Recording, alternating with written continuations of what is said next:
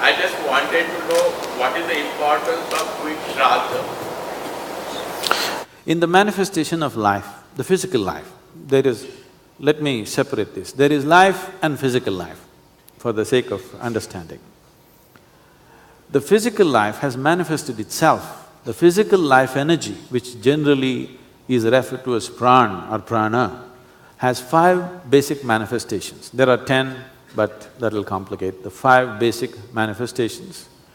These are called samana, prana, udhana, apana and vyana.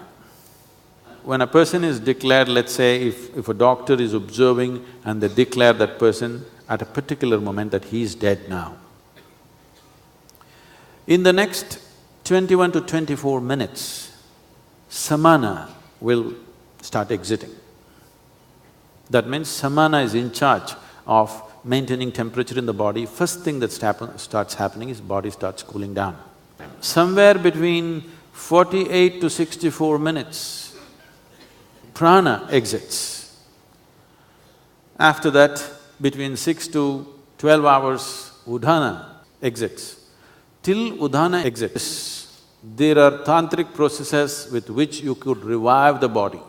But once udhana exits, there is a micro chance, but that is an impractical chance, except that it is impossible to revive the body once udhana has exited. The next thing is apana, somewhere between 8 to 18 hours, this exits. The vyana, which is the preservative nature of prana, will start exiting from beyond that. It can continue to exit up to 11 to 14 days if it's a normal death.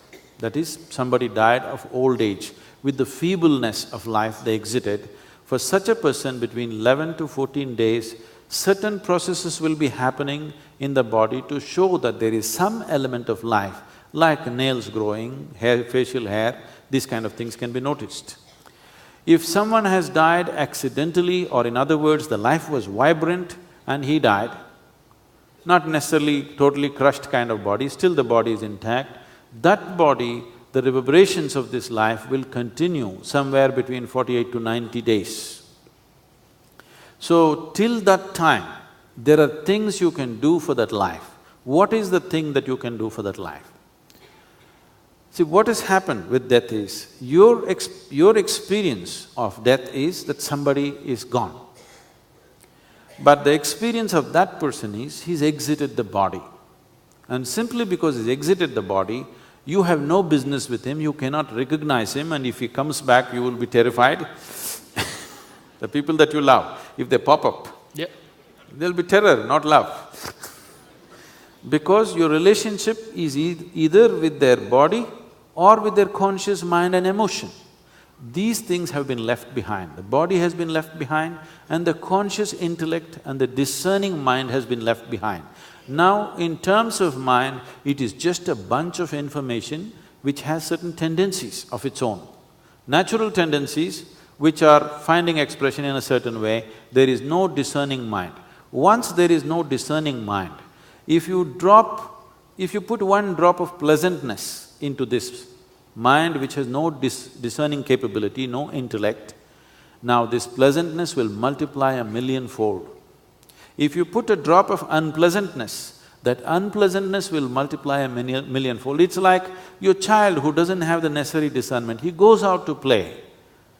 He doesn't know when to come back. Till he's exhausted and he can't do any more, till then he wants to play because he doesn't have the necessary discernment, okay, it's time to go. Similarly, this is an extreme state where it is much more than a child, where completely the discerning mind is absent. So now whatever quality you put into it, it will multiply 1,000,000-fold. This is what is being referred to as hell and heaven. If you go into a pleasant state of existence, this is called as heaven. If you go to an unpleasant state of existence, this is called as hell.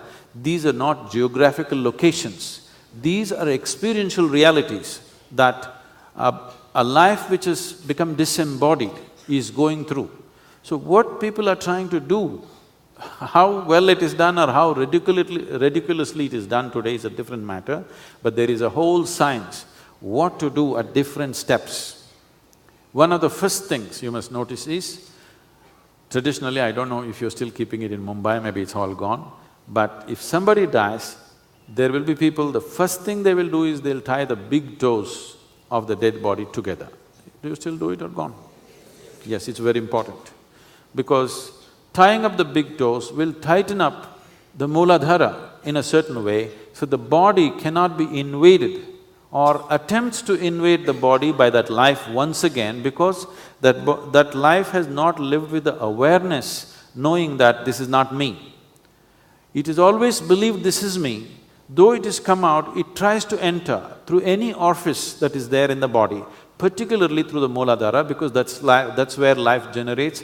And as body starts cooling down, the only region where warmth will remain till the last point of warmth is always the Mooladhara. So it tries to get back. To avoid this, the first thing is tie the toes, so that attempt will not happen, because this exiting is happening stage by stage. The reason why traditionally always we said, if someone dies within an hour and a half or maximum of 4 hours, you must burn the body, because this act is going on. Now, this is also true for the living. If someone very dear to you is dead, you know he's dead, but your mind starts playing tricks. Maybe he's going to sit up just now, maybe a miracle will happen, maybe God will come and do something fantastic right now. It has never happened to anybody, but still mind plays this because of the emotions that we have for that particular person. And that is the same thing is true with the life that is exited from the body. This also believes that still it can get back into the body. If you want to stop the drama, first thing is set fire to the body. 1.5 hours. But those days, because, villages and no doctors to tell you for sure he is dead, somebody put on the funeral pyre and set fire, the guy sits up because he's not yet. These things have happened in the past. So they stretched it to 4 hours so that these mistakes don't happen. But as quickly as possible, body should be taken away. If there are agriculture communities, they decided to bury because they want the forefathers and their body to go back to the soil from which they ate. You must understand, we were in a subsistence farming. We ate from that land. That land, a piece of that land is what we are holding as this body. So they wanted to put this soil back into the same soil, not somewhere else. Always you bury him in your land, never in somebody else's land, because you ate from this land. Today you're buying everything from the store and eating, you don't know where it's coming from. So, burial is not a good thing to do now. At that time there's a certain process, and to see that it happens as quickly as possible, always salt and turmeric was put so that quickly it dissipates into the soil. But cremation is a good thing to do because it closes the chapter. You will see this when there's death in the family, people are crying and hollering and doing all kinds of things. The moment cremation happens, people will come back home, everything is quiet. Nobody is crying for some time because suddenly the truth has sank in, it's over, the game is up. This is not only for you, this is also for the disembodied being who's just exited, because he is also in that illusion that he can get back, and that stops, and that's a good thing. And there are many rituals to see that you influence, that you can somehow put a drop of sweetness into that non-discerning mind, so that the sweetness will multiply manyfold and they will live comfortably, or they will live in a certain self-induced heaven. That's the idea behind the rituals, if it is done properly.